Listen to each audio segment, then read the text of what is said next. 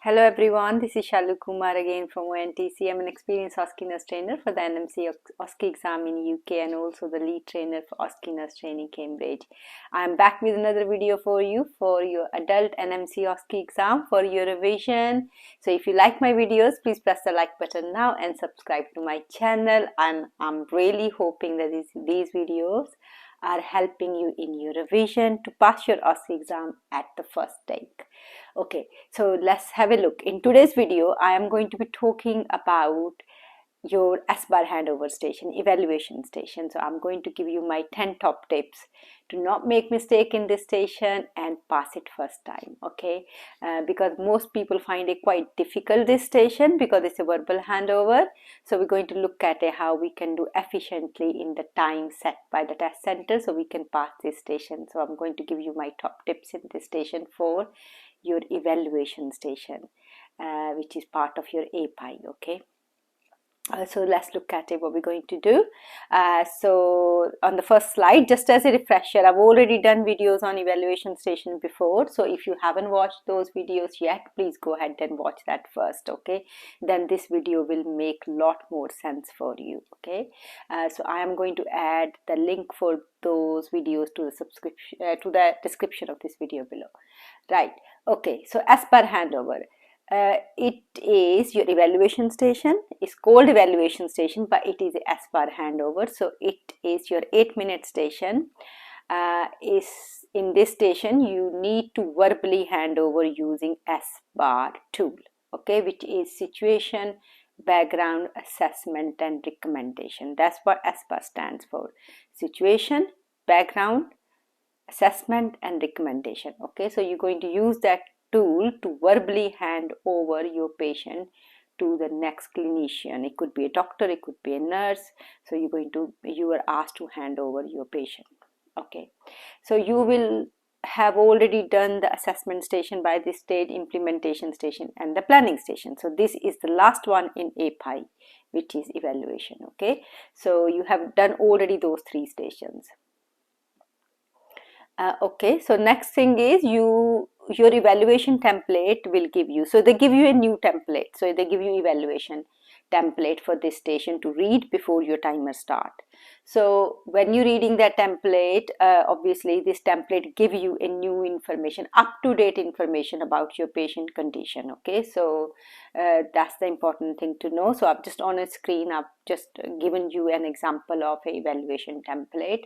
So you do get recent vitals for your patient and the recent condition, how your patient is feeling. Okay, so you get all that.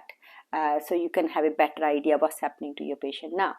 Okay, so next one is you will be given assessment, implementation, and planning paperwork back, because if you think simply, this station is just summary of previous 3 stations plus comparison to patient present condition. Okay, so it's basically, if you think about on a ward, picking up your patient notes or anywhere, wherever in your clinical situation, wherever you are in your location, it's just picking up patient notes and handing over. Okay, from your patient notes. So your patient will have all the patient history, what you done on admission, what kind of drugs they're having, what kind of care you have planned for them. So you're just reading from your notes and handing over to this person, keeping in mind about the current situation as well, which has been given to you. Okay, so that's simply what a SBAR handover is. That's what evaluation station is handing over using the notes. So let's have a look at our top tips. The first top tip is pay attention to the information in the box and also the instructions given on the evaluation template.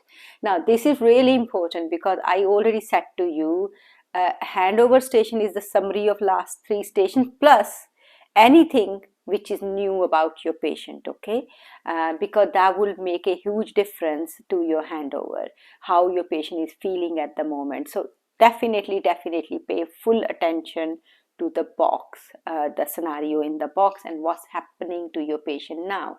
So if this is just an example, this does not belong to a real person, just for teaching purpose. You can see is saying that Matthew was admitted with pneumonia yesterday, but now his condition has deteriorated.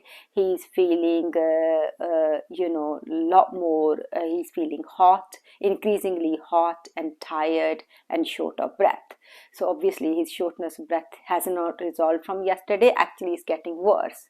So your patient clinical condition is deteriorating, and of course they have given you new set of vitals. And again, when you would think about it and compare it to previous, then you will know that his condition is deteriorating. So this is really important that you take your time to read it carefully and see what's happening to your patient. Okay, what is the comparison here? So that is really important, because you will have to mention that in your handover, because you will be asked to verbalize your concerns, your present concerns about your patient. So this information is very helpful in finding out what is happening and what is your main concern for your patient now. Okay, so it's the present situation, so read it very carefully. Tip number 2, learn the points in the marking criteria for each section of SBAR. Okay, so situation, background, assessment, and recommendation. So split it up, all 4 sections, and learn each part of the marking criteria, each point, because if you know your marking criteria, it's much easier to do this station. Okay, so basically, if I just give you a simple idea what SBAR is, situation is just introduction.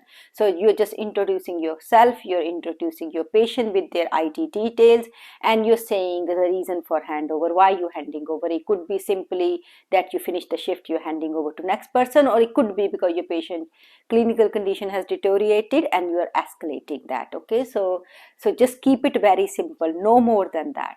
And then background is all about the background history of your patient. So if you simply look at it, here you put everything you have done in summarize your assessment station and your implementation station, because you have to talk about patient presenting symptom, diagnosis on admission, date of admission. You have to talk about their medical history, social history, all the medications from your MARC chart, and also what was their vitals on admission. So as you can see clearly, it's coming from those 2 stations. It's coming from your assessment station and implementation station. So this is all patient background. Okay, so that's the simple way of looking at it. So do learn the marking criteria for background. And then on the next screen, we're going to continue with SBAR. So next is assessment section. Assessment is all about present. Okay, so it's talking about, mainly if you look at the points, you will see the information is going to come in this section from your evaluation template. It means the new information, the new set of vitals they have given you, and your planning, your nursing needs, your current nursing needs, your interventions and all that. So okay, what interventions you have done and what are the present interventions for your patient. So it's basically summary of your planning station and also the new information from the evaluation template which they have given you just now in this station. Okay, so it's a combination of 2, and you also have to say your concerns, for present concerns for your patient. So, and then recommendation is simple. Recommendation will depend on what you are concerned. Okay, so what are your main concerns for your patient will guide you, saying what would you recommend next. Okay, what should happen with your patient next. So it's very much depends on the concerns.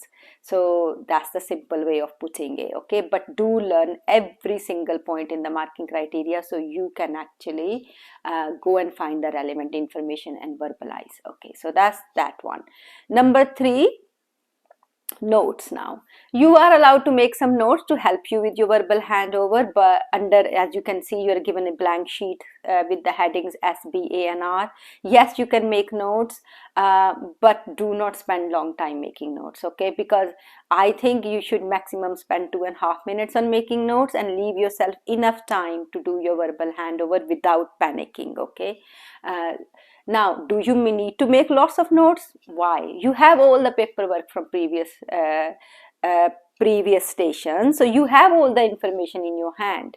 So you really don't need to make extensive notes. If you know your marking criteria, then fine, just go and find that point in your previous paperwork and verbalize it. So it's not difficult. You know you will be using your admission form and your MAR chart in under background. You know you will be using your evaluation template and your planning form in your assessment part of the handover. Situation is very simple, just introduction, and recommendation will depend on your concern. So you know where to go for every part of the handover. So learn that and just go and find the information in your previous paperwork and just verbalize it straight. Don't need to make extensive notes, okay? So that's that. Number 4, do not forget to verbalize social history of the patient. Now this seems to be a very common fail in this station so far we have seen in test centers, and not saying social history of the patient from the admission, from the overview history form, from the admission assessment station is a very big mistake, okay? So it's a very relevant information about your patient the next nurse or doctor needs to know, okay? So don't forget to include the social verbalized social history, okay? It's on that form as you can see on your screen in patient history form, which is given to you in your assessment station. So read it from there, but it's really important that you don't forget that. Number 5, now again a very big reason for fail in this station is not mentioning patient allergy and reaction, okay? I would recommend that you do it alongside your medication. When you're talking about your medication in the background section of the handover, just say your allergies and reactions straight away, okay? Don't forget that, because this is a very common fail in your station, that you forget, you say all the medication your patient is on but you don't say the allergy and reaction, but you need to say that. It's really big safety issue, okay? So definitely need to say that. It would be a critical fail.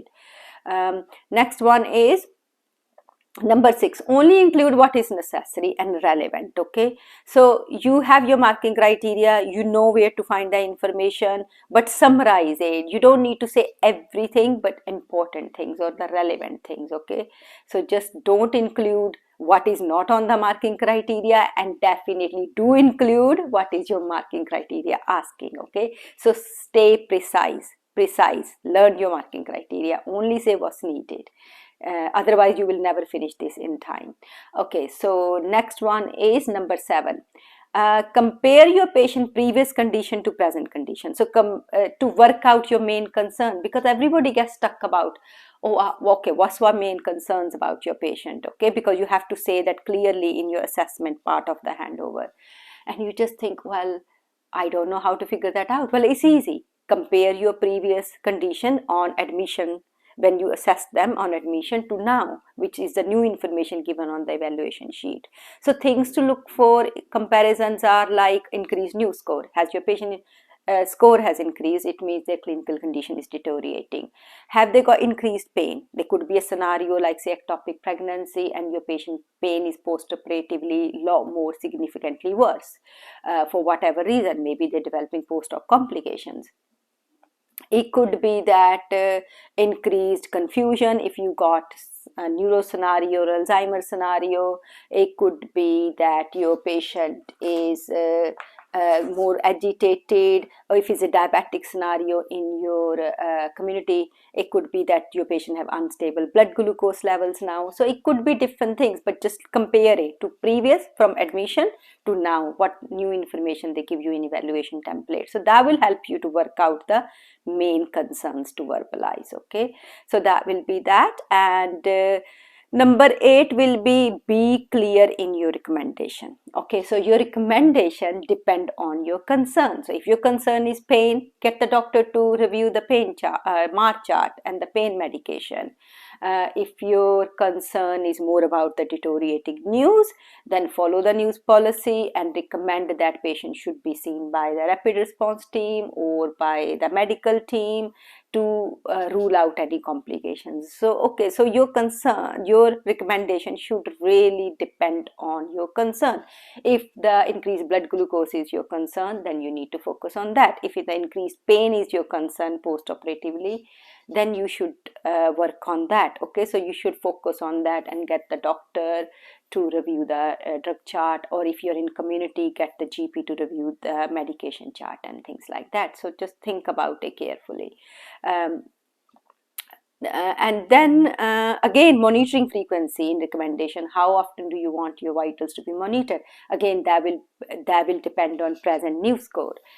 So just think about that as well. Or your patient need escalation to higher level, so that would be another thing to think about in your recommendation.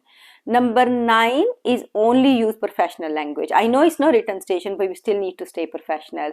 Don't things like, oh, I think so, maybe, not sure, difficult family. These are not the things you say or write. If it's not professional to write, it's not professional to say either. Okay, so be specific and clear what you're saying. If there is no I guess no flexibility here to say I think so or maybe or this or not. So just be clear and be specific. Number 10, biggest thing, time management. Is very short on time, this station, 8 minutes, and most people find it quite difficult to, especially if you're making lots of notes, you're going to find it very difficult to hand over in 8 minutes. So examiner doesn't mark any notes you make. Okay, that's the other thing to think. So there are some techniques you can apply here with time management. So practice with a timer. That's the first thing.